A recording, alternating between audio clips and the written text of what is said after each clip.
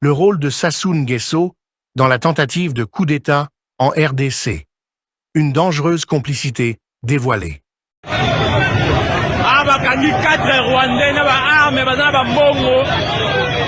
Donc kota parler du peuple là, kota rien ma sécurité. Information là sur place. Bobare bango.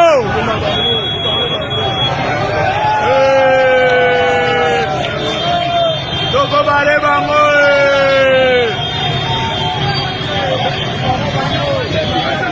L'ombre d'une récente tentative de coup d'État ratée à Kinshasa plane, et derrière cette tentative se cache un réseau troublant de complicité, avec des accusations pointant vers l'implication du Congo-Brazzaville. Dans cette vidéo, nous examinons comment les actions, ou l'absence d'action, du président Sassou Nguesso ont pu jouer un rôle dangereux en permettant aux forces qui déstabilisent la RDC d'agir. Restez à l'écoute pour découvrir la complexité de la politique et les graves implications pour la sécurité régionale. Le régime du Congo-Brazzaville, sous la direction de Denis Sassou Nguesso, fait depuis longtemps l'objet d'un examen minutieux, mais les récents événements impliquant la République démocratique du Congo, RDC, ont mis en lumière une dimension plus sombre et plus dangereuse de cette relation politique. La RDC, en proie à des conflits internes, s'est retrouvée vulnérable face à des forces extérieures qui cherchent à saper sa souveraineté et sa stabilité. Ces forces, comme en témoigne la tentative de coup d'État déjouée à Kinshasa, auraient utilisé le Congo-Brazzaville comme base de départ, ce qui soulève de sérieuses questions quant à la complicité du gouvernement du président Sassou Nguesso.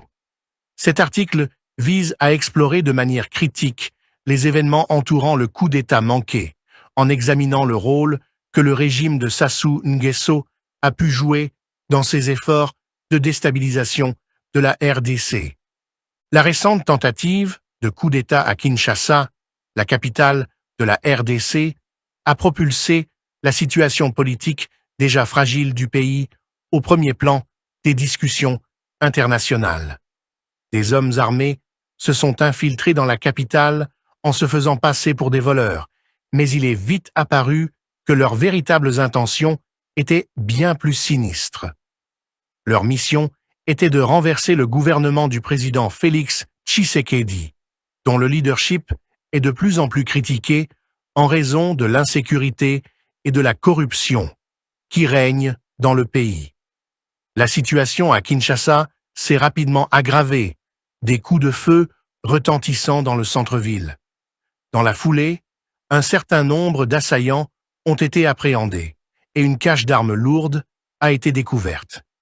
Plus de 100 personnes ont été arrêtées dans un stade de la capitale, ce qui a renforcé les soupçons qui pèsent sur cette tentative de coup d'État, bien que le coup d'État ait été interrompu avant d'atteindre son but ultime.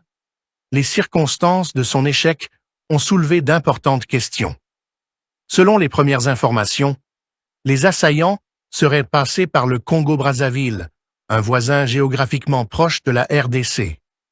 La facilité avec laquelle ils ont pu franchir la frontière a suscité des inquiétudes quant aux mesures de sécurité en place entre les deux pays et à l'éventualité d'un relâchement intentionnel de ces contrôles. Le fait que les assaillants aient pu s'infiltrer en RDC à partir du Congo-Brazzaville suggère un niveau de coordination plus profond, ce qui soulève des doutes quant à la complicité du régime de Brazzaville. Au cœur de cette question se trouve le rôle du gouvernement du président Sassou Nguesso dans la facilitation, ou au moins la tolérance, de la déstabilisation de la RDC. L'étendue de la frontière entre le Congo-Brazzaville et la RDC en fait une voie d'accès potentielle pour les insurgés et les mercenaires, comme on l'a vu dans cette affaire. Le fait que les putschistes aient apparemment traversé le territoire du Congo-Brazzaville sans résistance ou intervention significative soulève des questions sur les intentions de l'administration de Sassou Nguesso. Les relations entre les deux pays sont historiquement complexes, souvent marquées par des tensions et un manque de transparence. Sassou Nguesso, au pouvoir depuis plusieurs décennies, a gardé une mainmise sur le paysage politique du Congo-Brazzaville, usant fréquemment de son influence pour s'immiscer dans les affaires des États voisins. Il aurait notamment soutenu des groupes rebelles et facilité la contrebande d'armes vers la RDC. Ses détracteurs l'accusent depuis longtemps d'utiliser l'instabilité en RDC pour renforcer son propre pouvoir politique et ses intérêts économiques dans la région. L'échec du coup d'État à Kinshasa a ramené ces accusations à la surface, beaucoup désignant désormais Sassou Nguesso comme un acteur clé de l'instabilité régionale. En permettant aux forces d'opposition de circuler librement dans son pays, il semble que Sassou Nguesso ait soutenu tacitement les efforts visant à renverser le gouvernement de Tshisekedi.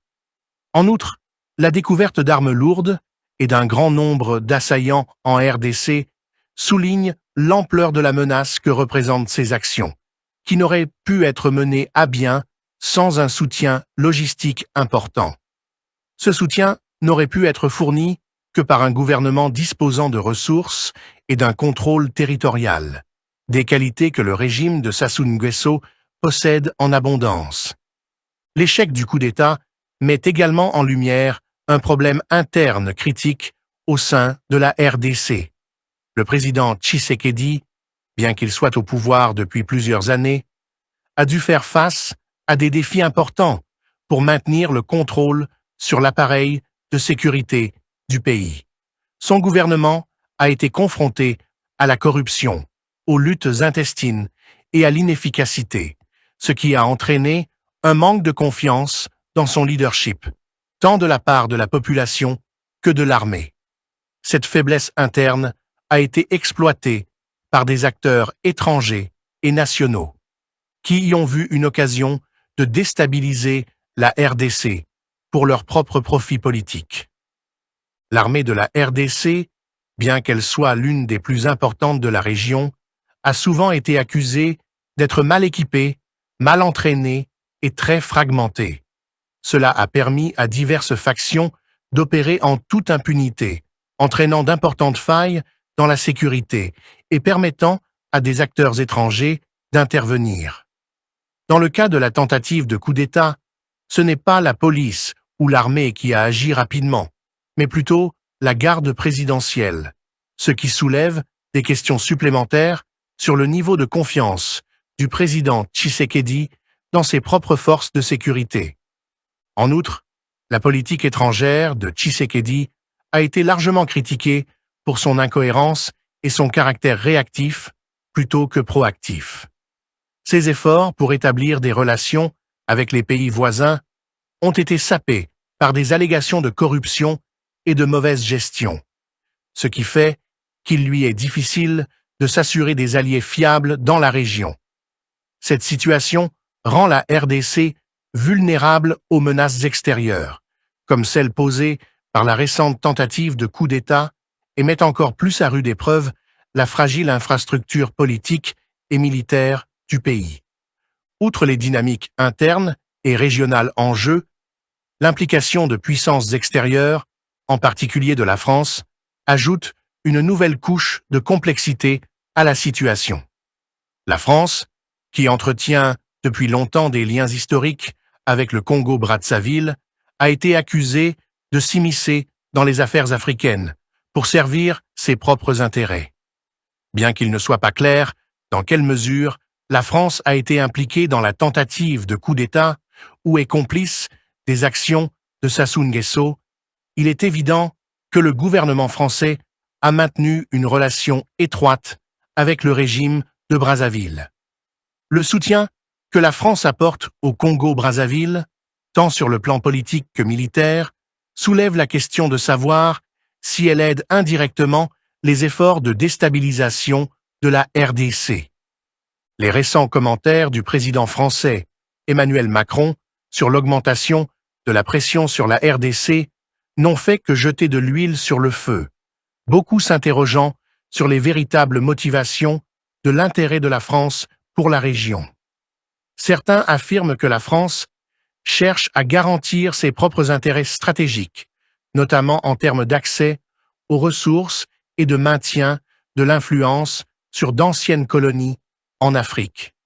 Cependant, comme la situation continue de s'aggraver, l'implication de la France pourrait s'avérer contre-productive, car elle risque d'aliéner davantage la RDC et ses pays voisins.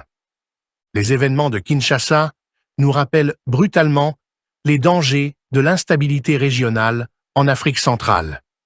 La RDC, avec ses vastes ressources naturelles et sa position stratégique, est depuis longtemps un point de convergence pour les acteurs extérieurs qui cherchent à contrôler ou à influencer la région.